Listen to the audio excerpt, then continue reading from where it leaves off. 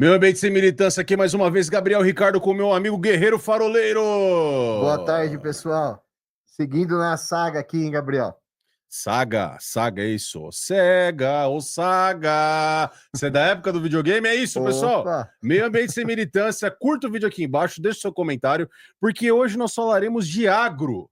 O agro é como eu comento aqui no Farol News todos os dias. Sem o agro, o Brasil vira Eritreia, Etiópia ou qualquer outro país que você possa imaginar de baixo desenvolvimento humano. Por quê?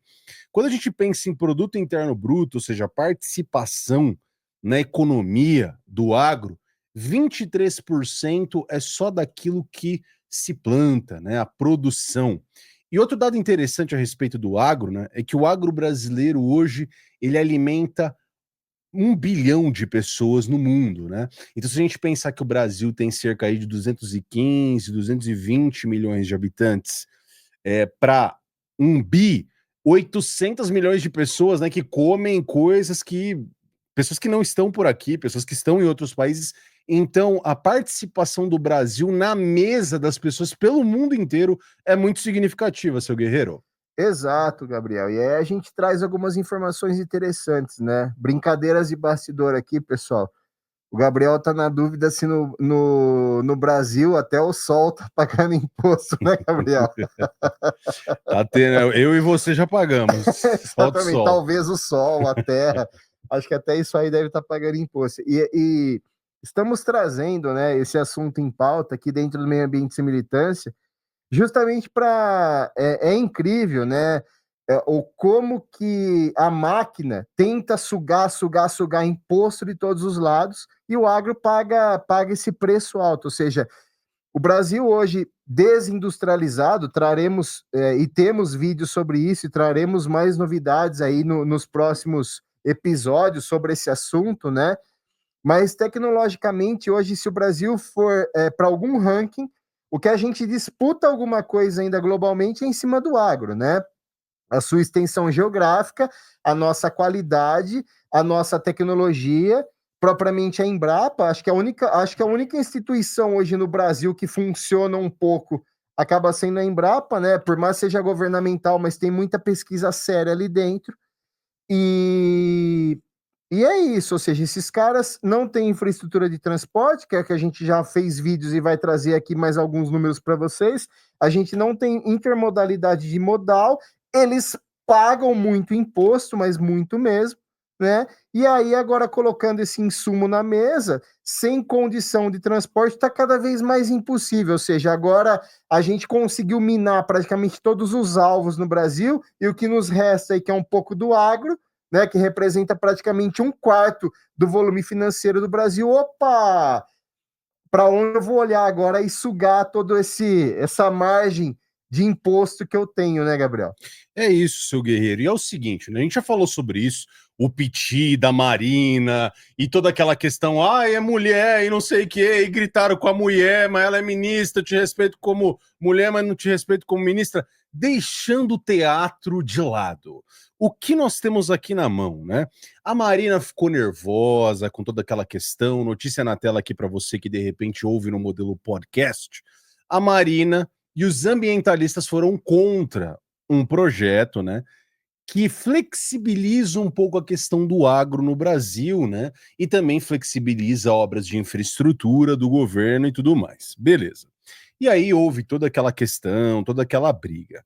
E também, fato importante que eu já falei aqui a respeito dos caminhoneiros, né, no Rio Grande do Sul, que é a questão das paralisações, né, nas rodovias pelo Rio Grande do Sul, o pessoal buscando por melhores condições para pagar seus fornecedores, pagar plano safra, pagar governo, porque nos últimos anos nós tivemos uma estiagem significativa no Rio Grande do Sul.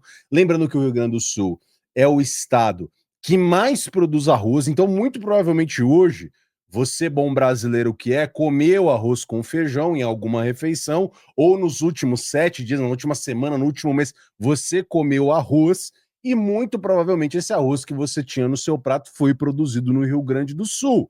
E os produtores rurais estão lutando por melhores condições, muito tempo de estiagem, a chuva do último ano magoou muito a produção agrícola no Rio Grande do Sul. Eles estão buscando por esticar prazos, securitizar suas propriedades rurais, ou seja, usá-las como colateral, né? Passar a dívida para a União e aí amortizar isso aos poucos a longo prazo, pedindo melhores condições ao governo. E é como eu disse aqui no começo do vídeo, sem o setor do agro, aí eu não falo do Rio Grande do Sul, eu falo do país inteiro. O Brasil é Serra Leoa, é Haiti, é Eritreia. Voltemos às tanguinhas na beira do rio e para caçar. Exato, é basicamente isso, porque quando a gente fala de exportação, 50% de tudo que é exportado no Brasil é agro.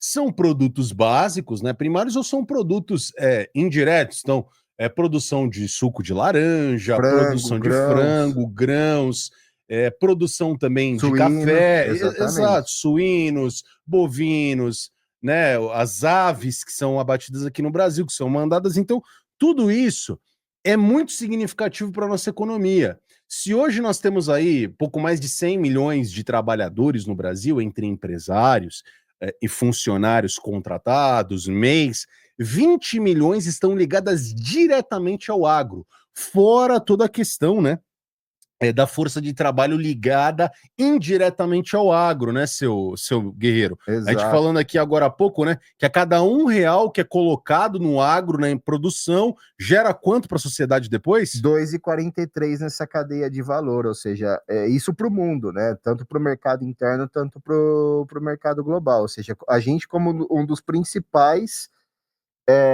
fontes aí de alimento para o mundo todo, né? Talvez a nossa participação numa, quiçá, terceira guerra, né, Gabriel, é com alimento. Com certeza o Brasil vai estar aí nessa vitrine.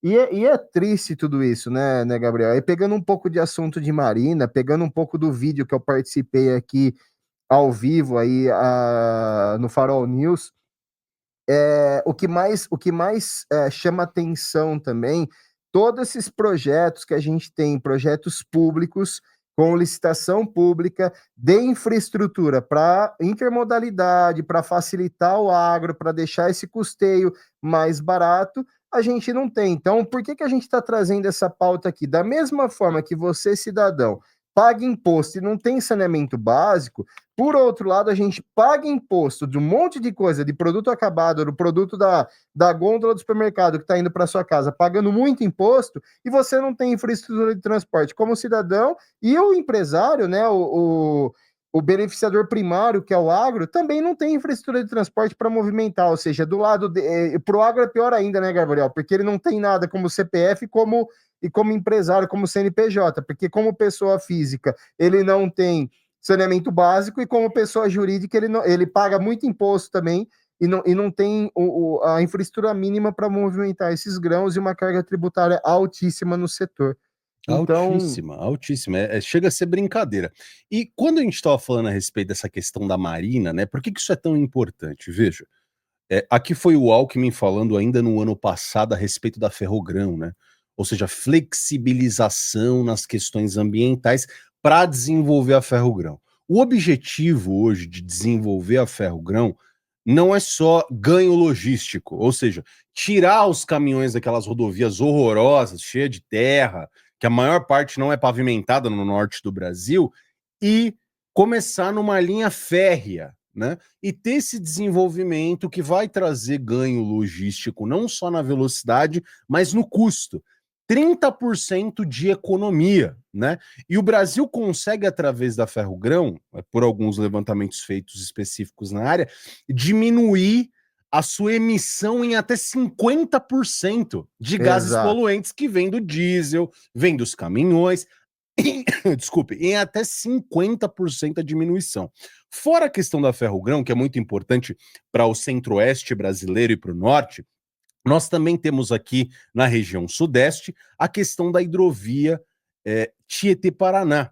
E aí nós temos aqui uma capacidade muito grande, né, de movimentação, né, de grãos, de soja, de café que são produzidos aqui na região, mas é subaproveitado justamente pela questão de licenciamento ambiental, né, seu Guerreiro? Exato. E aí, pegando o gancho, Gabriel, eu não sei se isso é piada ou se é uma tristeza, mas o Brasil tem a pachorra de culpar o pum da vaca pelo aquecimento global e não investir em infraestrutura de transporte, que é onde realmente a gente tem muita emissão, né, de dióxido com caminhão, e a gente não usa a nossa condição de malha, enfim, sempre mais do mesmo.